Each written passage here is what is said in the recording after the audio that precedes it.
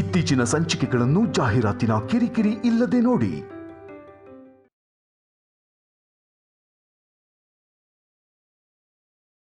ಹೂವು ನಾನ್ ಕಟ್ಟಿದ್ನಲ್ಲಮ್ಮ, ನಿನಗ್ಯಾಕೆ ಶ್ರಮ? ಪರವಾಗಿಲ್ಲ. ಏನ್ ಹೀಗ್ ಬಂದಿದ್ದೀರಾ? ನಿನ್ ಹತ್ರ ಒಂದ್ ವಿಷಯ ಮಾತಾಡೋಣ ಅಂತ.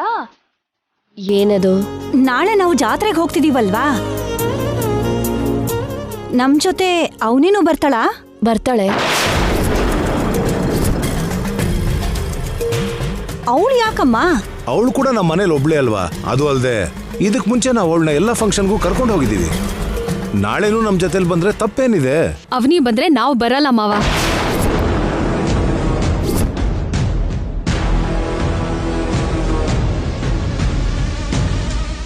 ಏನ್ ನಿನ್ ಸಮಸ್ಯೆ? ಅವನಿ ಬಂದ್ರೆ ನಾವು ಕೂಡ ಬರಲ್ಲ. ನಮ್ ಗ್ಯಾಂಗ್ ಎಲ್ರು ಯಾವ ಮಾತಿನ ಮೇಲೆ ನಿಲ್ತಾರೋ ನಂದು ಕೂಡ ಅದೇ ಮಾತು. ಅವನಿ ಬಂದ್ರೆ ನಿಮ್ಗೇನಡ್ಡಿ? ಪ್ರತಿಯೊಂದಕ್ಕೂ ಅಡ್ಡಾನೆ. ಒಂದ ಎರಡ ಎಷ್ಟು ಅಂತ ಹೇಳಿ ಅಂತೀರಾ? ಅನ್ನ ತಿಂದವನು ಏಟ್ ತಿಂದವನು ಮರ್ತ್ ಹೋಗಲ್ಲ ಅನ್ನೋ ಹಾಗೆ ಈಗಾಗ್ಲೇ ಅವಳಿಂದ ನಮಗಾಗಿರೋ ಅವಮಾನನ ನಾವ್ ಯಾವ್ದನ್ನು ಮರ್ತಿಲ್ಲ. ಕಣ್ಮುಂದೆ ಇನ್ನೂ ಓಡಾಡ್ತಾನೆ ಇದೆ. ಪ್ರತಿ ಸಲ ಅವಳದೇ ಮೇಲ್ಗೈ ಆಗ್ತಾ ಇದೆ. ಸೋಲು ಗೆಲುವು ಅನ್ನೋದು ನಾವು ಮಾಡೋ ಕೆಲಸ ನಿರ್ಧಾರ ಮಾಡುತ್ತೆ. ಅದ್ರಲ್ಲಿ ಅವನಿ ತಪ್ಪೇನಿದೆ ಹೇಳು? ನಿಮ್ಗೆ ಅವಮಾನ ಮಾಡಬೇಕು ಅಂತ ಅವಳು ಯಾವತ್ತೂ ಏನ್ ಕೆಲ್ಸನೂ ಮಾಡಿಲ್ವೇ? ದಸರಾದಲ್ಲಿ, ಜಾತ್ರೆಲಿ, ಪ್ರತಿಯೊಂದ್ರಲ್ಲೂ ನೀವ್ ಅವನಿಗೆ ಏಣಿ ಹತ್ತಿಸ್ತಾ ನಮ್ಮನ್ ಎಲ್ಲಾರ್ ಮುಂದೆನೂ ಅವಮಾನ ಮಾಡ್ತಿದ್ರಿ. ದೊಡ್ಡ ಸೊಸೆ ಸಣ್ಣವಳಾಗ್ತಿದ್ದಾಳೆ ಅಂತ ನೀವ್ ಯಾವತ್ತಾದ್ರೂ ಯೋಚನೆ ಮಾಡಿದಿರಾ? ನನ್ನ ಸಿಸ್ಟರ್ಗೆ ಅವಮಾನ ಆಗಿರೋ ಜಾಗಕ್ಕೆ ನಾನು ಬರಲ್ಲ ಮಾವ.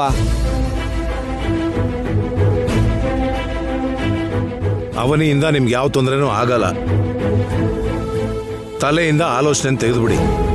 ಯಾವಾಗ್ಲೂ ಅವನಿ ಪರಾನೇ ಮಾತಾಡ್ತೀರೇ ಹೊರತು ನಮ್ ನೋವನ್ನ ನೀವು ಅರ್ಥನೇ ಮಾಡ್ಕೊಳ್ಳೋದಿಲ್ಲ. ಇಲ್ನೋಡಿ ಅತ್ತೆ, ನಿಮ್ಗೆ ಅವನಿನೇ ಮುಖ್ಯ ಅನ್ಕೊಂಡ್ರೆ ಅವನಿನೇ ಕರ್ಕೊಂಡು ಹೋಗಿ, ನಾವಿಲ್ಲೇ ಇರ್ತೀವಿ. ನಾವು ಮುಖ್ಯ ಅನ್ಕೊಂಡ್ರೆ ನಮ್ಮನ್ನ ಕರ್ಕೊಂಡು ಹೋಗಿ, ಅವನಿನ ಇಲ್ಲೇ ಬಿಟ್ಟು ಹೋಗಿ. ಅವನೇನಾ ನಾವಾ ಡಿಸೈಡ್ ಮಾಡ್ಕೊಳ್ಳಿ. ಅವನಿನ ನೀವು 2 ಕಣ್ಣು ಇದ್ದ ಹಾಗೆ 2 ಕೈ ಇದ್ದ ಹಾಗೆ ಅಂತ ಬುದ್ಧಿವಂತಿಕೆಯಿಂದ ಹೇಳ್ಬೇಡಿ. ಅವನಿ ಅಂದ್ರೆ ನಿಮ್ಗೆ ಯಾವತ್ತೂ ಇಷ್ಟ ಆಗಲ್ಲ. ನಿಮ್ಮ ಮಾತುಗಳ ಪ್ರಕಾರ ನಾವು ನಿರ್ಧಾರಗಳನ್ನ ಬದಲಾಯಿಸೋಕ್ಕಾಗಲ್ಲ. ನಮ್ಮ ಚಿಕ್ಕ ಸೊಸೆ ಅಭಿಪ್ರಾಯನ ತಿಳ್ಕೊತೀವಿ, ಅವಳು ಹೇಳ್ದಾಗೆ ಮಾಡ್ತೀವಿ. ಅಮ್ಮ ನಿಹಾರಿಕಾ, ಇಲ್ಲಿ ಬಾಮ್ಮ. ಅವನಿ ಮಾಡಿರೋ ಒಳ್ಳೆ ಕೆಲಸನ ನಾವು ಮರೆಯೋಕ್ಕಾಗಲ್ಲ. ಅದು ನೆನಪಲ್ಲಿದ್ರೆ ಅವಳು ನಿಮ್ಗೆ ಶತ್ರು ತರ ಕಾಣೋದಿಲ್ಲ.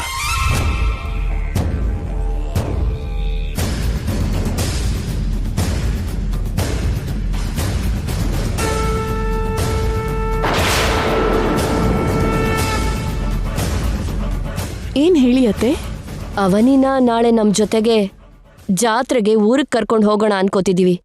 ನೀನೇನ್ ಹೇಳ್ತೀಯಮ್ಮ?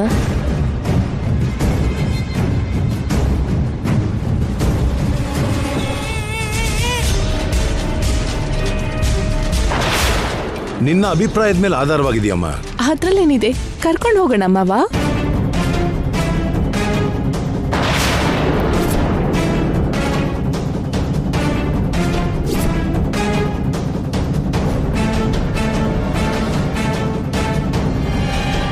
ಅವನಿನ ಮನೆಗೆ ಕರ್ಕೊಂಡು ಬಂದಾಗ್ಲೂ ನಾನು ಬೇಡ ಅಂತ ಹೇಳಲಿಲ್ಲ. ನಾಳೆ ಊರಿಗೆ ಕರ್ಕೊಂಡು ಹೋಗೋಣ ಅಂದ್ರೆ ಯಾಕೆ ಬೇಡ ಅಂತೀನಿ? ಈ ನಿಹಾರಿಕಾಗ್ ಏನಾದ್ರು ತಲೆ ಕೆಟ್ಟಿದ್ಯಾ? ಯಾಕೆ ಒಪ್ಕೋತಿದ್ದಾಳೆ? ಅವನಿ ಏನಾದ್ರೂ ಬ್ಲ್ಯಾಕ್ ಮೇಲ್ ಮಾಡಿದ್ಲಾ? ಕೇಳಿಸ್ಕೊಂಡ್ರಿ ಅಲ್ವಾ? ಅವನಿ ನಮ್ ಜೊತೆ ಬರ್ತಿದ್ದಾಳೆ ಅಷ್ಟೇ. ಅವನಿ ಬಂದ್ರೆ ನಾವು ಬರೋದಿಲ್ಲ ಅಂತ ಹಠ ಹಿಡಿದು ಕೂತಿದ್ರಮ್ಮ. ಅದಕ್ಕೆ ನಿನ್ನ ಅಭಿಪ್ರಾಯ ನಾವು ಕೇಳಿದ್ದು. ನಮ್ಮ ಫ್ಯಾಮಿಲಿ ಮೆಂಬರ್ಸ್ ಬರಲಿಲ್ಲ ಅಂದ್ರೆ ಹೇಗೆ ಮಾವ? ನಾಳೆ ಇವರೆಲ್ಲರೂ ಬರೋದನ್ನ ಬಿಟ್ರು ಅಂದ್ರೆ ನಾಳೆ ಊರಿನ ಜನರಿಗೆ ನಾವು ಏನು ಅಂತ ಉತ್ತರ ಹೇಳೋಕ್ಕಾಗತ್ತೆ?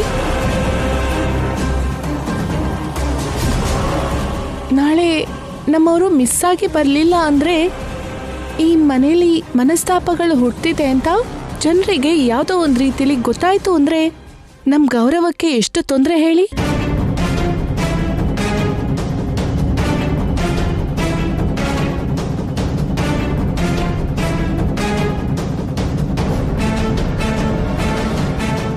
ಬಡವ್ರ ಹೊಟ್ಟೆ ಮೇಲೆ ಹೊಡೆದು ಶ್ರೀಮಂತರಿಗೆ ಹಾಕೋದು ಎಷ್ಟು ಪಾಪನೋ, ನಮ್ಮ ಸ್ವಂತದವ್ರಿಗೆ ನೋವು ಕೊಟ್ಟು ಹೊರಗಡೆಯವ್ರಿಗೆ ಅಗ್ರಸ್ಥಾನ ಕೊಡೋದು ಕೂಡ ಅಷ್ಟೇ ಪಾಪ.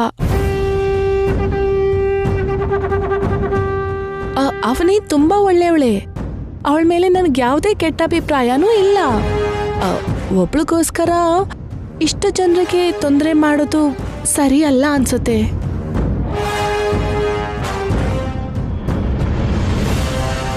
ಅವನಿ 4 ದಿನ ಇದ್ದು ಹೋಗುವಂತ ವ್ಯಕ್ತಿ. ಇವರು ಯಾವಾಗ್ಲೂ ಇಲ್ಲೇ ಇರೋರು. ಮೊದ್ಲೆಲ್ಲ ನೀವು ಪ್ರತಿ ಹಬ್ಬಕ್ಕೂ ಕರ್ಕೊಂಡು ಹೋಗೇ ಇರ್ತೀರಾ. ಇದೊಂದು ಹಬ್ಬಕ್ಕೆ ಬೇಡ ಅಂತ ನೀವ್ ಹೇಳಿದ್ರೆ ನಿಮ್ಮ ಮಾತನ್ನ ಇಲ್ಲ ಅನ್ನಲ್ಲ, ಅರ್ಥ ಮಾಡ್ಕೊಂಡೇ ಮಾಡ್ಕೋತಾಳೆ. ನನ್ನ ಅಭಿಪ್ರಾಯ ಕೇಳಿದ್ರಿ, ಹೇಳ್ದೆ, ಆಮೇಲೆ ನಿಮ್ಮಿಷ್ಟ. ನೀನ್ ಹೇಳಿದ್ದು ಕರೆಕ್ಟೇನಮ್ಮ. ಅವನಿ ಹತ್ರ ಮಾತಾಡ್ಕೊಂಡು ಬರ್ತೀವಿ.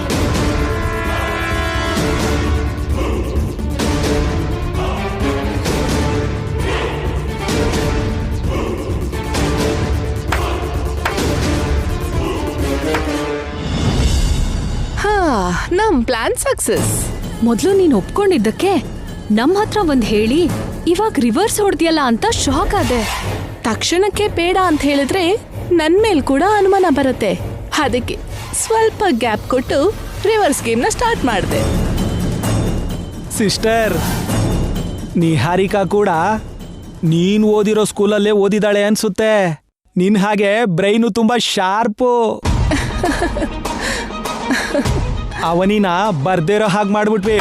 Full happy. ಆದ್ರೆ ಅವನಿ ಏನ್ ಹೇಳ್ತಾಳೆ ಅಂತ ಗೊತ್ತಿಲ್ಲ ಅಲ್ವಾ?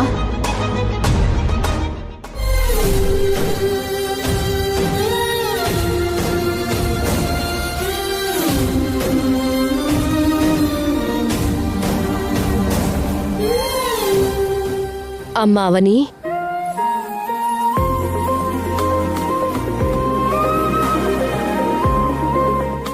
ಹೇಳಿ ಆಂಟಿ.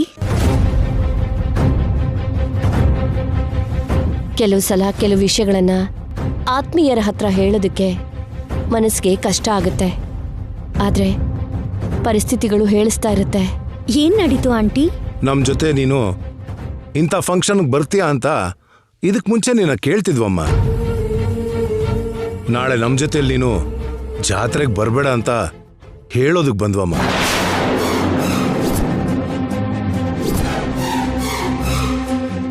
ಯಾಕಂಕಲ್, ಯಾಕೆ ಬರ್ಬಾರ್ದು? ನಾನೇನಾದ್ರೂ ತಪ್ಪು ಮಾಡದ್ನಾ? ನೀನು ತಪ್ಪುಗಳನ್ನ ಸರಿ ಮಾಡೋವಳೆ ಹೊರತು ತಪ್ಪು ಮಾಡೋವಳಲ್ಲಮ್ಮ. ಅಥವಾ ನಾನು ಅಲ್ಲಿಗೆ ಬಂದ್ರೆ ನನ್ನಿಂದ ಏನಾದ್ರೂ ಸಮಸ್ಯೆ ಆಗತ್ತಾ? ಊರವ್ರಿಗೆಲ್ಲ ನನ್ನ ಪರಿಚಯ ಐತಿಯಲ್ಲ, ಆದ್ರೂ ಯಾಕೆ ಬೇಡ ಅಂತಿದ್ದೀರಾ ಅಂತ ತಿಳ್ಕೊಬೋದಾ? ನೀನ್ ಬಂದ್ರೆ ಬೇರೆಯವರೆಲ್ಲ ಬರೋದಿಲ್ಲ ಅಂತ ಹೇಳ್ತಿದಾರಮ್ಮ.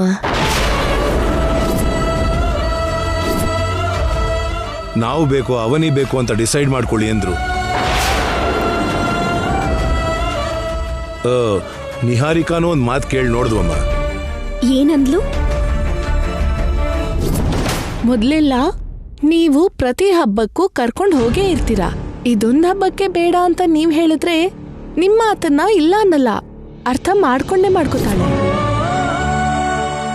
ಇದು ನಡೆದಿದ್ದು ಇದು ನಿನ್ ಮನ್ಸಿಗೆ ತುಂಬಾ ಕಷ್ಟವಾಗಿರುತ್ತೆ ಅಂತ ನಮಗ್ ಗೊತ್ತಮ್ಮ. ನಾವು ಅವ್ರನ್ನ ಬೇಡ ಅಂದು ನಿನ್ನ ಕರ್ಕೊಂಡು ಹೋದ್ರೆ ಪೂರ್ತಿ ಕುಟುಂಬನ ಒಂದ್ ಕಡೆಯಲ್ಲಿ ಇಟ್ಬಿಟ್ಟು ಅವನಿನ ನೆತ್ತಿ ಮೇಲೆ ಹತ್ತಿಸ್ಕೊಂಡಿದ್ದಾರೆ ಅಂತ ಎಲ್ಲರ ಹತ್ರನೂ ಕೆಟ್ಟದಾಗಿ ಮಾತಾಡ್ತಾರಮ್ಮ.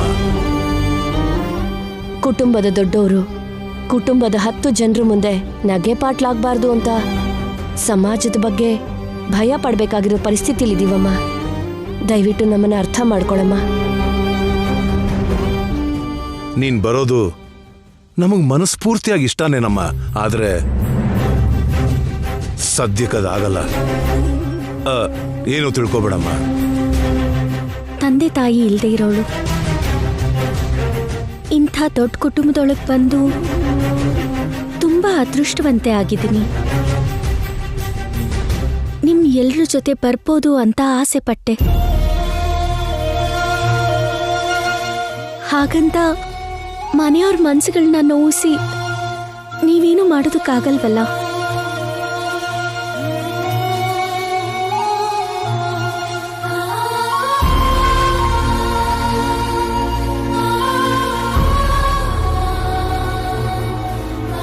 ನಿನ್ನ ಕಣ್ಣಲ್ಲಿ ಕಣ್ಣೀರ್ ನೋಡೋದಕ್ಕಾಗಲ್ಲ, ಬೇಜಾರ್ ಮಾಡ್ಕೋಬೇಡಮ್ಮ.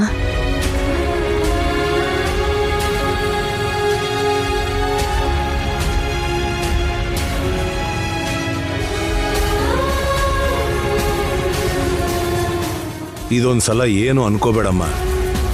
ನಮ್ಗಾಗಿ ಎಷ್ಟೋ ಮಾಡಿದ್ ನಿನಗೆ ಈ ರೀತಿಲಿ ನಾವು ನೋವು ಕೊಡ್ತಾ ಇದ್ದೀವಿ.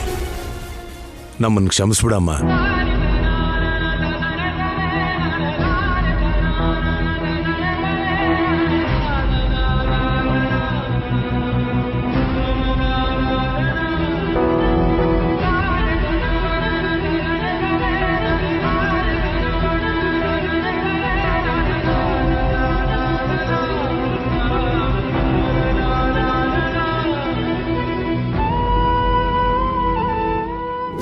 ಈ ಒಡವೆನ ಮದ್ವೆ ಸಮಯದಲ್ಲಿ ಕೊಟ್ರೆ ಚೆನ್ನಾಗಿರತ್ತೆ ಅಂತ ನನ್ನ ಅಭಿಪ್ರಾಯ.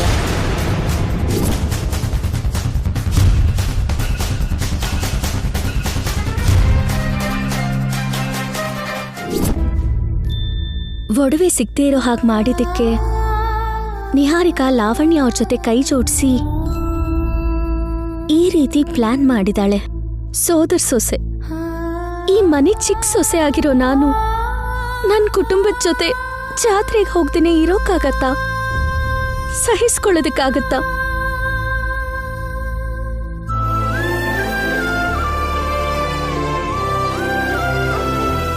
ದೇವ್ರಿ,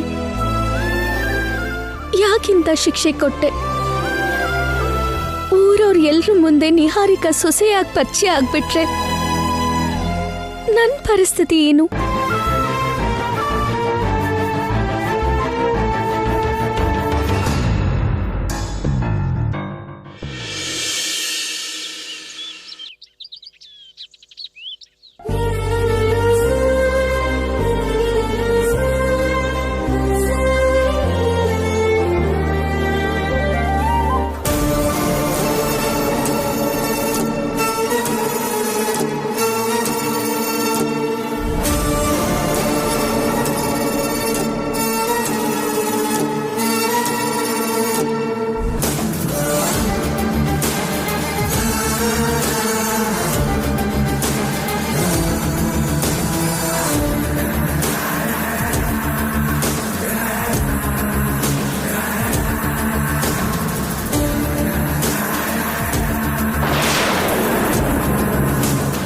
ಈಗೋಯಿಸ್ಟಿಕ್ ಟೆರರಿಸ್ಟ್ಗಿಂತ ಅಪಾಯಕಾರಿ ಅಂತ ಹೇಳ್ತಾರೆ, ಕೇಳೇ ಇರ್ತೀಯಾ?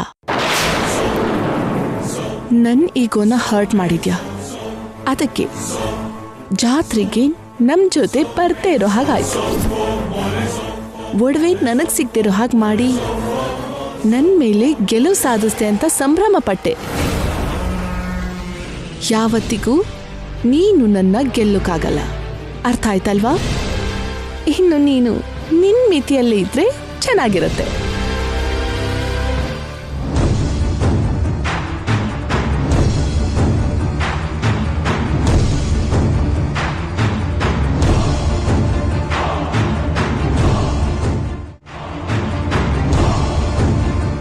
ಏನೋ ಜಾತ್ರೆಗೆ ಬರ್ತಿರೋ ಹಾಗೆ ರೆಡಿ ಆಗಿದ್ಯಾ? ನಮ್ಮ ಜೊತೆ ಸೇರಿ ಬರೋಕಾಗ್ದೇ ಇರೋದಕ್ಕೆ ಪಾಪ ಅವನಿ ತುಂಬಾ ಫೀಲ್ ಆಗ್ತಿರೋ ಹಾಗಿದ್ದಾಳೆ. ಅರ್ಹತೆ ಇಲ್ಲದೆ ಇರೋರು ಎಲ್ಲ ಜಾಗಕ್ಕೂ ಬರಬಾರ್ದು ಭಾವ. ಮೊದ್ಲು ನಡೆದ ಹಾಗೆ ಎಲ್ಲ ನಡೆಯುತ್ತೆ ಅಂತ ಕನ್ಸ್ ಕಾಣೋದನ್ನ ಬಿಟ್ರೆ ಚೆನ್ನಾಗಿರುತ್ತೆ. ಅಮ್ಮವ್ರಿಗೆ ಇನ್ಮೇಲೆ ಅಂತ ಸೀನೆಲ್ಲ ಇರಲ್ಲ ಬಿಡು ಲಾವಣ್ಯ. ದಂಡಯಾತ್ರೆ ಶುರು ಆಗಿದೆ ಅವನೇ. ಸದ್ಯದಲ್ಲೇ ನಮಸ್ಕಾರ ಮಾಡಿ ಓಡ್ ಹೋಗ್ತೀಯಾ?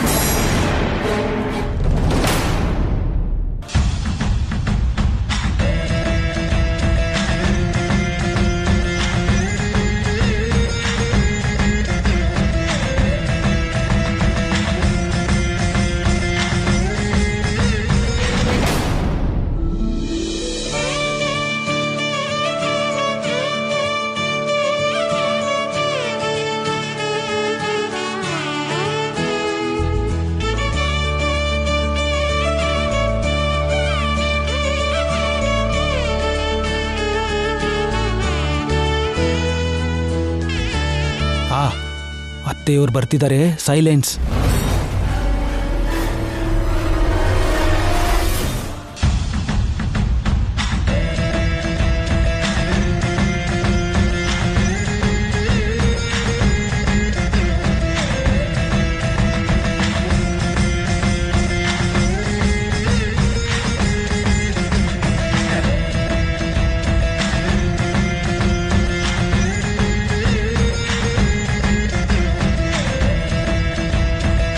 ಅಮ್ಮ ನಿಹಾರಿಕಾ, ನಮ್ಮ ಕುಲದೈವ ಅನ್ನಪೂರ್ಣಮ್ಮ ದೇವಿ.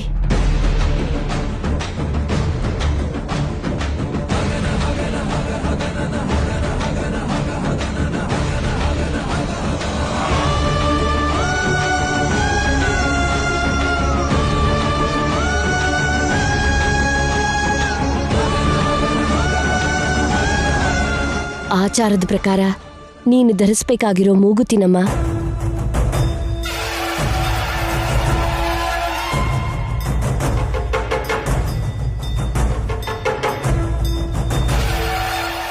ಇಷ್ಟು ಒಳ್ಳೆ ಆಚಾರಗಳನ್ನ ನೇರವಾಗಿ ನಿಮ್ಮಿಂದನೇ ನಾನ್ ಪಡ್ಕೊಳ್ತಿರೋದಕ್ಕೆ ನನಗೆ ತುಂಬಾ ಆನಂದ ಆಗ್ತಿದೆ.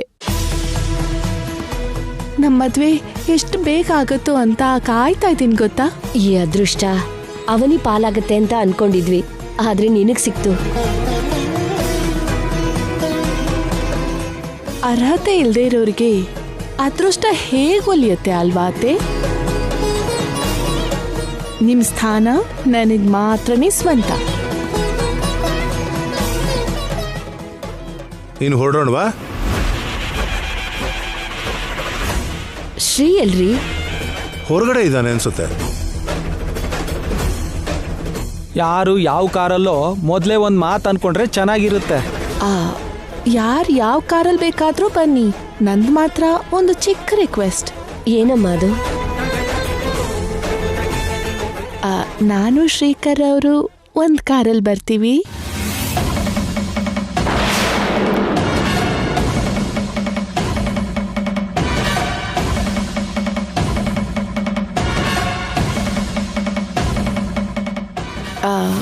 ಮದುವೆ ಆಗೋ ಜೋಡಿನೇ ಅಲ್ವಾ, ವಿ ನೀಡ್ ಸಮ್ ಪ್ರೈವಸಿ. ಇಲ್ಲ ಅನ್ಬೇಡಿ. ನಿಶ್ಚಿತಾರ್ಥ ಆಗೋಗಿದ್ಯಲ್ಲ, ಬೇಡ ಅನ್ನೋಕೇನಿದೆ. ನಿನ್ ಕೋರಿಕೆ ಪ್ರಕಾರನೇ ನೀವಿಬ್ರು ಒಂದೇ ಕಾರಲ್ಲಿ ಬನ್ನಿ.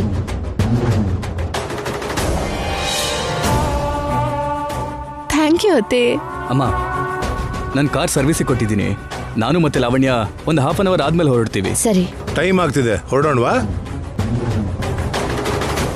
ಅವನಿ, ಮನೆ ಕಡೆ ಹುಷಾರಮ್ಮ. ನಿನ್ನ ಬಿಟ್ಟು ಹೋಗ್ತಾ ಇರೋದಕ್ಕೆ ಮಾತ್ರ ನನಗೆ ತುಂಬಾ ಬೇಜಾರಿದೆ. ಪರವಾಗಿಲ್ಲ ಆಂಟಿ, ಯಾರಿಗೆಲ್ಲಿವರೆಗೂ ಪ್ರಾಪ್ತ ಇದೆಯೋ ಅಲ್ಲಿವರೆಗೂ ಆಸೆ ಪಡೋದು ಒಳ್ಳೇದಲ್ವಾ? ಕಡೆ ಪಕ್ಷ ಹೊರಗುವರೆಗೂ ಬರ್ತೀನಿ, ಬನ್ನಿ.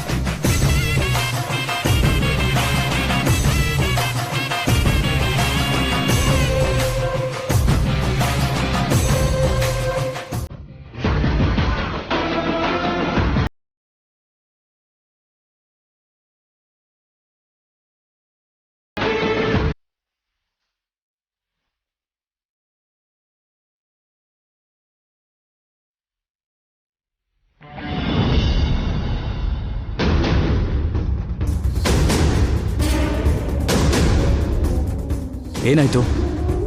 ಯಾಕಾಗಿದ್ಯಾ? ನಾವು ಕೂಡ ಹೊರಗಡೆ ಹೋಗೋಣ ಬನ್ನಿ. ಯಾಕೆ? ಅವನಿ ಮುಖದಲ್ಲಿ ಬೇಜಾರ್ ಕಾಣಿಸ್ತಿದ್ಯಾ ನಿಮ್ಗೆ? ಕಾಣಿಸ್ತಿದೆ. ರಾತ್ರಿ ಎಲ್ಲ ಹತ್ತು ಬೆಳಿಗ್ಗೆಗೆಲ್ಲ ಅವಳು ಮೌನಿ ಆಗೋಗಿದ್ದಾಳೆ ಅಲ್ವಾ? ನನ್ಗೆ ಯಾಕೋ ಡೌಟ್ ಬರ್ತಾ ಇದೆ. ನೋಡೋಣ ಬನ್ನಿ, ನಡೀರಿ.